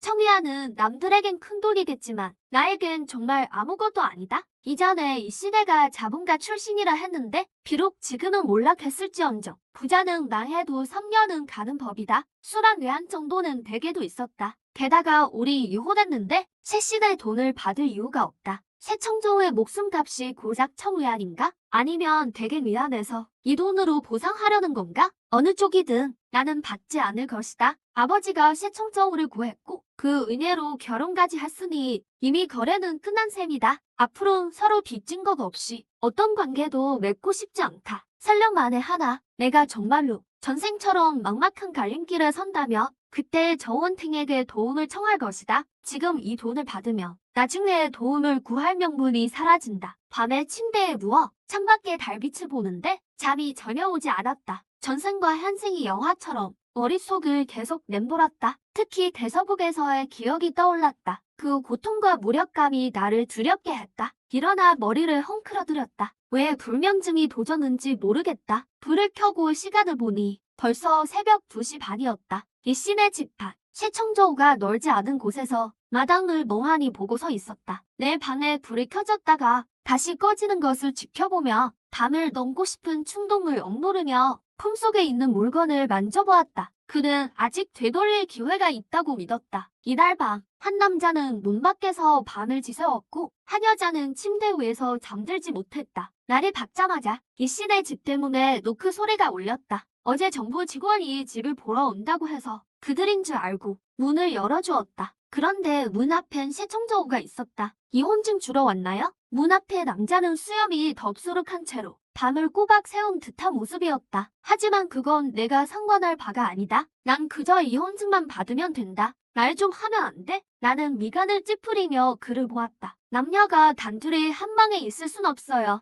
난 그런 취미 없으니까 할 말 있으면 빨리 하세요. 새청조는 더 이상 말하지 않고 손을 움직여 옷 주머니에서 종이 한 장을 꺼내 내게 건네주었다. 이혼증인 줄 알고 약간 설레는 마음으로 펼쳐보았다. 하지만 다음 순간 나는 거의 폭발할 뻔했다. 화가 머리끝까지 치밀어 올라 눈앞의 남자를 죽이고 싶을 정도였다. 새청조, 당신 이러다 나 죽일 셈이야? 손에 준지 문서를 꽉 거머쥐며 낮게 소리쳤다. 난 방금 막 집을 기부하고 정부에서 상장까지 받았단 말이야. 살 길이 생긴 듯한 다음 날, 새청조, 이 남자가 기어이 내 집 문서를 찾아왔다. 여보, 여기 이름 좀 봐요. 방금은 주소만 봤는데 새청조의 말을 듣고 다시 한번 확인했다. 그러다 화가 치밀어 기절할 뻔했다. 새청조, 너 씨발 일부러 그러는 거지? 정말 욕하고 싶어서 욕하는 거야. 집 문서 주인이 내가 아니었다. 새청조도 아니었다. 바로 셰웨이고였다. 내가 셰웨이고를 얼마나 싫어하는지 알면서 전에도 말했잖아. 그 남자가 싫다고. 그런데 어떻게 이씨 고택 주인을 셰웨이고로 해? 여보, 일단 안으로 들어갑시다. 밖에서 하면 남들이 듣겠어. 말로는 상의하자면서 벌써 안으로 들어와서는 문을 닫고 내 손을 끌고 방으로 간다. 남자의 손을 뿌리치고 손에 든 집 문서를 던져버렸다. 내 할아버지 물건이니까 손자인 내가 잘 챙겨둬. 새청조는 내가 욕하는 걸 알지만 상관없어 보였다. 마누라 기분만 풀 수 있다며 욕은 물론이고 반쯤 죽어도 괜찮겠지. 2층으로 올라가려는 나를 급히 막아 세운다. 어깨를 감싸주고 못 가게 한다. 여보, 내 말 좀 들어봐요. 딱 5분만, 5분이면 돼요. 정말 괴로워서 미칠 것 같다. 그냥 이혼하고 싶은 건데 왜 이렇게 힘든 거야? 말해, 빨리 말하라고. 다 말하면 당장 구청 가자. 그의 소나귀에서 벗어나 조금 멀리 떨어져 섰다. 짜증이 가득한 얼굴로 여보, 셰웨이고 동지는 아들이 하나뿐이야. 나도 형제자매가 없고 그러니 결국 이 집은 내 거야. 게다가 셰웨이고 동지는 공구수장이고 개국 공신이잖아. 당신이 말한 그 운동이 아무리 심해져도 그분께는 영향이 없을 거야. 그래서 고민 끝에 이 집을 산 다음 그분 명의로 해둔 거야. 어찌 됐든 당신은 그분의 손주며느리니까 누구도 이 집을 못 건드려. 당신을 넘볼 사람도 없을 거고. 그 말에 어이가 없어 웃음이 났다. 새청조, 내 할아버지는 알고 계시니? 하나뿐인 손자가 자기를 이렇게 이용하는 걸?